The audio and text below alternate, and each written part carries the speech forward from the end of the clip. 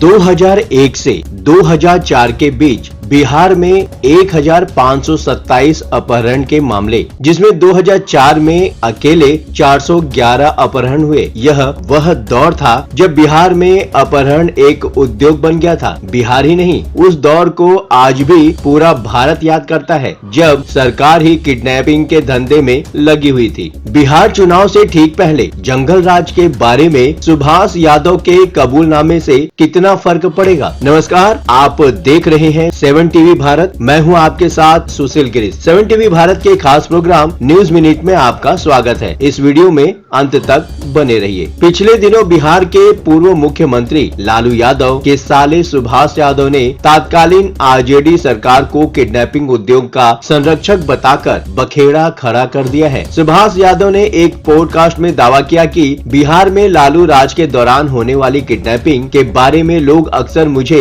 सौदेबाजी करने वाला बताते थे, लेकिन असल में मुख्यमंत्री आवास से ही आरोपियों को फोन कर मामले सुलझाए जाते थे। लालू और राबड़ी का कार्यकाल वैसे भी बदनाम रहा है। उन्हें बदनाम करने के लिए सुभाष यादव की जरूरत नहीं थी। लोग उस दौर को आज भी जंगल राज की तरह याद करते हैं। अब इसमें कोई नई बात नहीं रह गई कि लालू यादव सरकार के दौरान हुए बिहार में अपराध की फिर से चर्चा की जाए। फिर ऐसे कौन से कारण हैं कि सुभाष यादव के बयान के बाद बिहार की राजनीति में भवंडर मचा हुआ है? क्या कारण है कि आरजेडी और लालू परिवार पर जंगल राज का ठप्पा ऐसा लगा कि वह छूटता ही नहीं है? आरजेडी ने कभी अपने को बदलने की कोशिश नहीं की। राष्ट्रीय जनता दल की पहचान बिहार में बाहुबलियों की पार्टी की ही रही है और इससे छुटकारा पाने की कोशिश भी कभी भी लालू परिवार ने नहीं की। वैसे तो बिहार की राजनीति में कोई भी दल या नेता ऐसा नहीं है जिसके साथ दागी छवि वाले नेता न हो, पर आरजेडी हमेशा इसमें टॉप पर रहता है। 2020 में बिहार विधानसभा के लिए चुने गए विधायकों का क्रिमिनल रिकॉर्ड यह बताता है कि अकेली सबसे बड़ी पार्टी आरजेडी के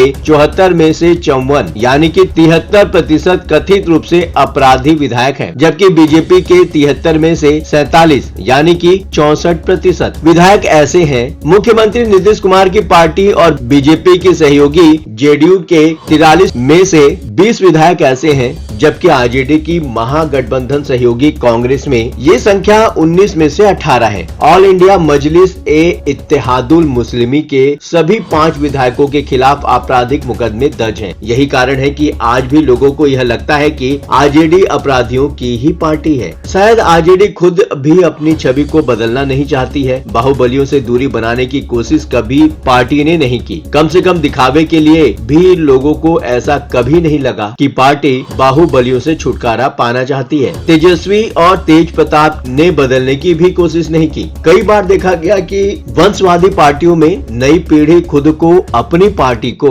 अपने पूर्वजों की गलतियों से दूर करना चाहते हैं। कांग्रेस नेता राहुल गांधी अपने पूर्वजों की गलतियों की चर्चा करते रहते हैं। राहुल गांधी इशारों में कई बार इमरजेंसी के दौरान हुई घटनाओं को सही नहीं माना है। उन्होंने अभी हाल में ही स्वीकार किया कि पिछड़ों और दलितों के लिए कांग्रेस पार्टी को पिछले दशकों में जितना करना चाहिए था उतना नहीं किया गया। समाजवादी पार्टी के अध्यक्ष अखिलेश यादव ने भी पार्टी को अपने पिता के प्रभाव से मुक्ति के लिए कई प्रयास किए। अखिलेश यादव ने कई चुनाव में यादव उम्मीदवारों को टिकट कम दिए। बाहुबलियों से भी उन्होंने अपनी दूरी बनाई। 2017 के विधानसभा चुनाव में तो उन्होंने कई बाहुबलियों का टिकट काट दिया था। उत्तर प्रदेश का प्रदेश अध्यक्ष भी सबसे पहले किसी गैर यादव को बनाने वाले अखिलेश यादव ही थे। इस तरह की कोशिश तेजस्वी ने शायद ही की हो, पर उतनी नहीं कि उसकी चर्चा हो। लालू राबड़ी शासन 1990 से लेकर 2005 तक, उसके बाद आरजेडी कभी पूर्ण बहुमत के साथ बिहार में सरकार नहीं बना सकी। 2015 में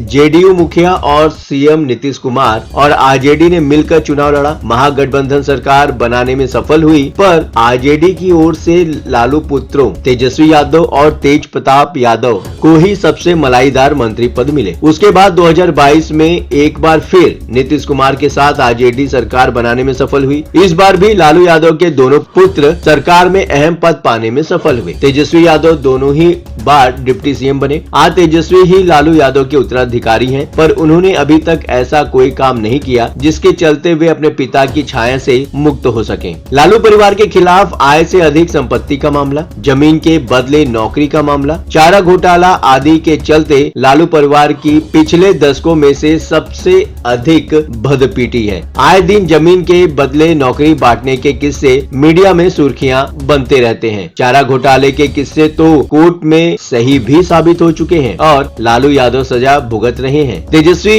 और तेज प्रताप इत्यादि ने भी अपनी छवि ऐसी बनाई कि वो अपने परिवार से अलग दिखे। जब जब लालू परिवार के मुकदमों में कोई प्रगति होती है, पुराने गड़े मुर्दे उखड़ने लगते हैं। यही वजह जंगल राज की यादें लोगों की जेहन से हटती ही नहीं है। लालू राज के जंगल राज की छवि खत्म करने के लिए आरजेडी ने कुछ भी ऐसा नहीं किया जिससे यह लगे कि पार्टी खुद को बदलना चाहती है। उत्तर प्रदेश बहुजन समाज पार्टी ने समाजवादी पार्टी और भारतीय जनता पार्टी को टक्कर देने के लिए उनके पैरेलल ही माफिया का साथ लिया। फिर भी पार्टी सुप्रीमो मायावती ने चीफ मिनिस्टर बनते ही कानून व्यवस्था को लेकर इस तरह की कड़ाई की थी कि उसकी चर्चा आज भी होती है। बीएसपी के साथ तमाम माफिया होने के बाद भी कभी मायावती सरकार पर माफिया को संरक्षण देने का आरोप नहीं लगा। बीएसपी की तरह का ट्रांसफॉर्मेशन करने की कोशिश आरजेडी में न 2015 में हुआ न ही 2022 में। 2022 में तेजस्वी